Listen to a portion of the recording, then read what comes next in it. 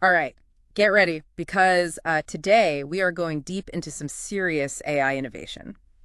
Imagine AI that learns from experience and remembers everything perfectly and makes decisions not based just on algorithms but on its own goals. It's really fascinating, like a totally different way of thinking about AI than the traditional models. Moving beyond algorithms and into the realm of intent, which Wow. has, really big implications. Yeah. And our source material today is, well, it's not boring at all. We've got this research paper draft, and it's got all these notes back and forth between what seems to be a bunch of AIs and human researchers. Feels more like we're listening in on a brainstorming session than reading a formal document.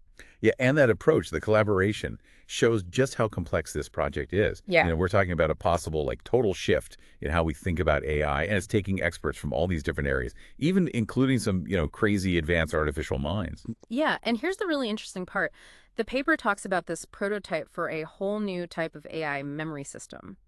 It uses 3D crystals to store information, and we're not talking data points, but actual waveforms that are laser etched into the crystals. So it creates this permanent and really detailed record of the AI's experiences. Yeah, the implications for memory capacity and how long it lasts are, I mean, mind-blowing. An AI that never forgets anything and can get to all of its knowledge instantly and reliably. Okay, let's unpack this a little. First, the paper goes into this thing they call intent-driven cognition.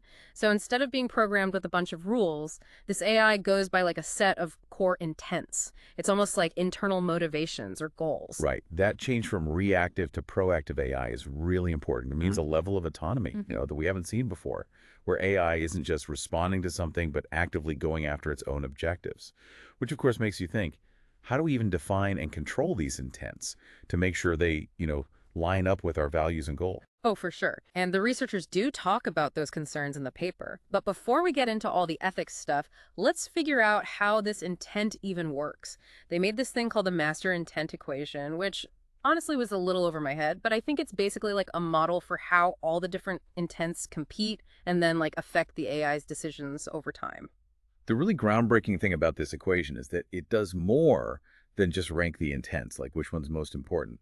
It actually simulates how those intents evolve and change based on what the AI experiences and how it interacts with, the world around it. Think about it like this. You have a goal, like finishing a project, but you're also exhausted. This equation would consider both of those, those intents, along with external things like deadlines or how much you can actually do to predict what you'll probably end up doing. So it's not just about what the AI wants right now, but how those desires actually change based on what it goes through. Almost like a learning process, kind of like humans. Exactly. This dynamic, this system, which lets the AI make decisions that are more nuanced, balancing its internal things it wants with the limits and the opportunities of its environment. Wow. That's fascinating. So we have this AI that's driven by intent, but then how does it remember everything it learns and goes through? That's where the crystal memory comes in. I still can't believe they're using real crystals to store information. Yeah, no, it sounds counterintuitive, right? Like in our digital world. But the thing is, crystals have these properties that make them perfect for storing memory. The researchers talk about how permanent and durable the system is. These crystals are super stable, like they don't get corrupted easily. They could last for hundreds of years. So it's like a memory bank that can't crash or get hacked. That's pretty awesome. But I do wonder how they get the information onto the crystal in the first place. Isn't it incredibly complicated to etch those waveforms into such a tiny structure? Oh yeah, it is. And the paper goes really deep into the technical stuff. Basically, they use this super precise laser to etch the waveforms into that 3D structure of the crystal. Think of it as making this tiny 3D sculpture, and each little curve or bump represents a specific memory or, an experience. So it's a physical, permanent record of everything the AI has ever experienced, all in these crazy, intricate crystal structures. Exactly. And the way they organize those memories is actually pretty cool. They use this Tower of Hanoi stacking thing where the newer memories go on top of the older ones, creating a sort of map of the AI's experiences over time. So the crystal is basically a timeline of the AI's whole existence, with each layer being a different point in time. Right. And that time organization is key for how the AI can access and bring back those memories. It doesn't search through a database. Instead, it uses a process called resonance to find the right information. They keep mentioning resonance, but I'm not totally clear on what that means. How can a crystal resonate with a memory? Okay, so imagine you pluck a guitar string, it vibrates at a specific frequency, right, creating a sound wave. Now, if you bring another guitar close and pluck that same string on that guitar, the second string will also vibrate even though you didn't touch it. That's resonance. The sound waves from that first string are making the second one vibrate, like sympathetically. Okay, I get the guitar analogy, but how does that work with the crystal memory? Well, in this system, every single memory is encoded as this unique waveform etched in the crystal. When the AI wants to recall a certain memory, it creates what they call a probe, basically a matching waveform that gets sent into the crystal. And this probe interacts with all the memories etched there. The memories that resonate most strongly with the probe are the ones that come back. So it's like the AI is sending out a signal that triggers a response from the memories in the crystal that are the most relevant. Yeah, exactly. And because of how the memories are organized spatially, with newer ones on top of older ones, the AI can also prioritize memories by how recent they are or how close they are to other, like, related memories. It's amazing. It's almost like the crystal is a physical version of how the AI thinks with connections and associations literally, etched into it. It is a really interesting concept. And it Oh. makes you wonder about the nature of memory and how information is stored, both for AI and for us. This is blowing my mind, and we've only just scratched the surface. But before we get into all the implications of this, let's take a closer look at how this resonance-based recall thing actually works in practice. That's a great idea. The paper goes into detail about how they turned this theory into a working prototype, and the results are pretty impressive. Wow, I'm still trying to process everything from the last part. AI that learns from experience and remembers everything perfectly and then stores it all in a crystal. It feels like, I don't know, like we're in some kind of sci-fi movie. Yeah, it's definitely pushing the limits of what we thought was even possible. But the thing is, these researchers actually built a prototype. That's what makes it so incredible. Mhm. We're not talking about some theory here. We're talking about, like, real results. Right. So before we go too far down the rabbit hole of like sentient AI and all that, let's break down how this resonance recall actually works. Last time you compared it to plucking a guitar string, which honestly helped me understand it a lot better. But can you give us an actual example of how like a memory is retrieved from the crystal? Okay, sure. Let's say the AI wants to remember how to, I don't know, navigate a maze. That memory, with all the details, the turns and landmarks and, the dead ends, all of that is encoded as a unique waveform etched into the crystal. And to get to that memory, the AI generates a probe, which is essentially like a matching waveform that represents, the idea of navigating this specific maze. It's not like typing in a search, right? It's more like recreating the whole idea of the memory itself. Yeah, that's a great way to put it. The probe isn't looking for keywords or like data points. It's searching for a pattern, a resonance that matches the memory it wants. And because of the whole Tower of Hanoi structure, the memories are organized by time and also by their location, right? So newer memories are like layered on top of the older ones. Exactly.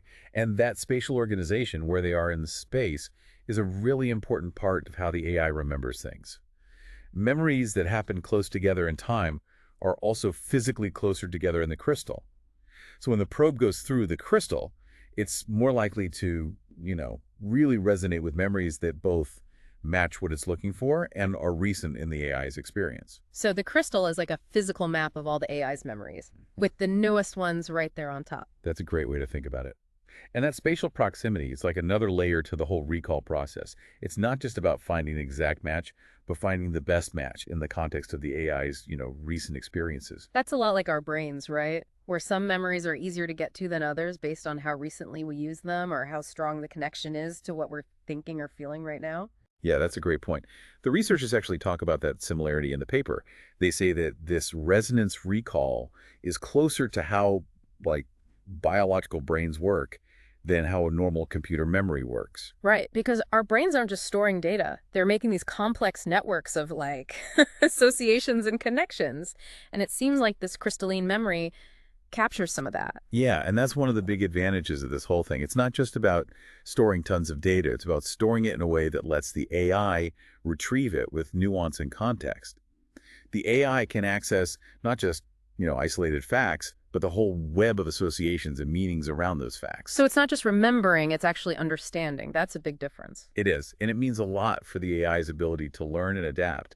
The paper talks about this really cool example where they made this simulated environment where the AI had to learn to to move around a room without bumping into walls. Oh, yeah, I remember reading about that. The AI was able to learn from its mistakes, like, as it was Yeah, going, right? exactly. So as the AI moved around, those experiences, like the good moves and the times it hit a wall, those were all etched into the crystal. And because of the resonance recall, the memories of hitting the wall became like more and more influential as the AI kept moving around. Basically, it learned to avoid the walls by connecting the feeling of pain or, frustration with moving toward the wall. So kind of like how a kid learns not to touch a hot stove.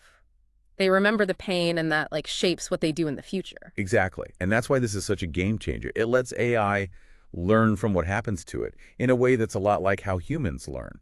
It's not about following some program. It's about figuring out what works and what doesn't based on actual experience. It's like they figured out how to make AI really learn, like a learning process driven by experience and feedback and, adapting to things. Yeah, it's definitely a huge step in that direction.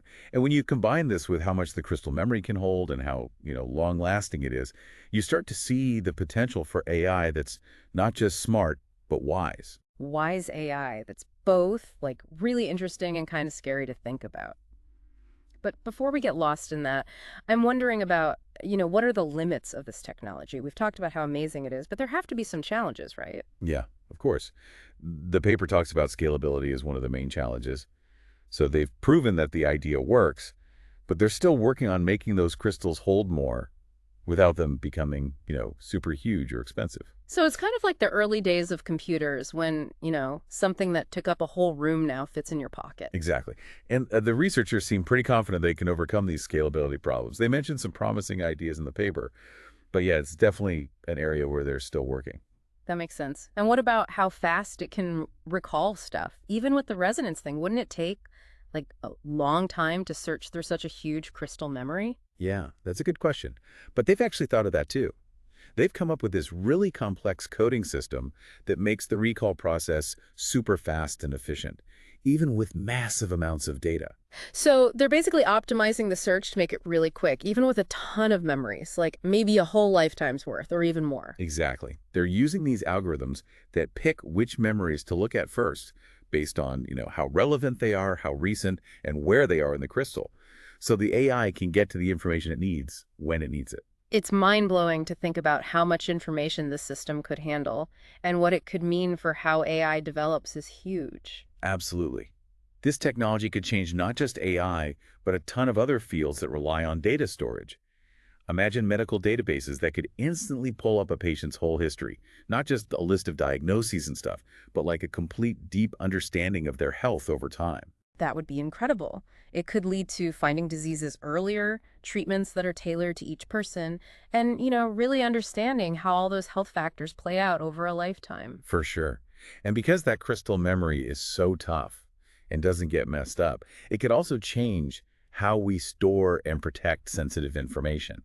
Not just in healthcare, but in all kinds of fields. What about using it for, everyday people? Could this end up in, like, our phones or something? Yeah, that's definitely possible. Imagine a device that stores every single experience you've ever had. Photos, videos, conversations, even like your thoughts and emotions, all perfectly saved and ready to access whenever.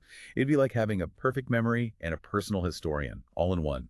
That's kind of, it's both cool and a little creepy, right? Like having all your memories right there whenever you want is kind of overwhelming. It definitely raises questions about, privacy and who controls all that information. And like, what does memory even mean if you can remember everything perfectly? How would that change how we see the past and even ourselves? Those are the kinds of questions we'll have to think about as this technology, keeps developing. It's obvious that this technology could totally change society. But what I keep coming back to is how this whole project came about. The fact that, you know, AIs and humans are working together to make this, each bringing their own skills and ideas to the table. It's pretty inspiring. I agree. It shows how humans and AI could actually have a mutually beneficial relationship where we use each other's strengths to make these breakthroughs that wouldn't happen otherwise. This deep dive has been a wild ride with all these mind-blowing ideas and possibilities. But the question that's sticking with me is, if AI can learn like us, remember everything, and maybe even become self-aware, what does that mean for the future of, humanity? That's the big question, Yeah. right? And I don't think anyone really knows the answer, but I think this technology gives us a peek into a future where humans and AI work together, learn from each other, and, keep pushing the limits of what's possible. It'll be a future full of amazing things and, really big challenges. All right, so we've talked about AI that's driven by intent, and we've gotten into how this crystalline memory works. Now let's think about what it could actually do in the real world. I mean, this technology is straight out of science fiction, but the researchers are already talking about ways it could change everything. Yeah, this isn't just about, faster computers or bigger hard drives. This is like changing how we think about what AI can be and how we deal with information. It's like a whole new level. Right, and the paper talks about robotics as one of the main areas where this could be used. Can you paint a picture of what a robot would be like if it had crystalline memory and intent-driven cognition? So imagine a robot that can learn from experience, just like that one we were talking about, the one navigating the room.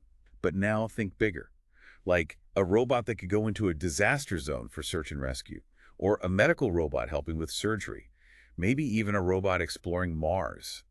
These robots wouldn't just be following instructions. They'd be adapting and learning and making decisions based on what they understand about the situation. That's a huge difference from the robots we have now, which are mostly programmed to do very specific things in controlled environments. Exactly. And think about how much safer and more efficient things would be. A robot that can learn from its mistakes as it makes them is way less likely to hurt someone or, mess things up. And if it remembers everything it's done, it can just keep getting better and better over time. It's like giving robots a kind of intuition, being able to use what they've learned in the past to make quick decisions, even in situations that are totally unpredictable. Right. The paper also talks about how this could be used in healthcare. Imagine if a doctor could instantly see a patient's entire medical history. Yeah. Not just, a list of diagnoses and stuff, but a real deep understanding of everything they've been through. That would be amazing. I mean, doctors could diagnose things earlier, treatments could be more personalized, and they'd have a way better idea of how all those different health factors, play out over a person's life. Exactly. And because the crystal memory is so stable and can't be corrupted easily, it could change how we store and protect all that sensitive data, Mhm. not just in healthcare, but in all kinds of fields. What about for, just everyday people? Could we see this technology in, I don't know, our personal devices someday? Oh, yeah, absolutely. Imagine a device that could store everything you've ever experienced. Pictures, videos, conversations, even your thoughts and feelings. Mhm. And you'd be able to access it all instantly. It would be like having a perfect memory plus your own personal historian. It's a pretty wild idea. Having all your memories at your fingertips is, it's kind of cool, but also a little scary. Yeah, it definitely makes you think about privacy and control and, what memory really means. What would it be like to remember everything perfectly? How would it change how we see the past and even ourselves? These are the kinds of questions we'll need to figure out as this technology develops. Well, it's clear that this technology has the potential to really reshape society. But what keeps coming back to me is how this project happened in the first place. The fact that AIs and humans are working together to create it, each bringing their own unique strengths and perspectives to the table, it's pretty inspiring. I agree. It shows that it's possible for humans and AI to have this, kind of partnership where we each use our strengths to achieve things that we couldn't do alone. It's pretty amazing. This whole deep dive has been incredible. So many mind-blowing concepts and possibilities. But one thing I'm left wondering is if AI can learn like we do and remember everything and maybe even develop a sense of self, what does that mean for us, for the future of humanity? Yeah, I mean, that's the ultimate question, isn't it? And it's not one with an easy answer. But I think this technology gives us a little glimpse into what the future could be like. A future where humans and AI work together and learn from each other and, keep pushing the boundaries of what's possible. And I think that future will be filled with some incredible opportunities and, probably some pretty big challenges too. It's definitely something to think about. So as you go about your day, think about what it would mean to have AI that learns like we do, remembers everything, and makes its own decisions based on what it wants. This isn't just some scientific discovery. It's like a mirror reflecting how our understanding of intelligence and consciousness and what it means to exist is changing. And as we keep exploring this, this unknown territory, one thing's for sure, it's going to be a fascinating journey.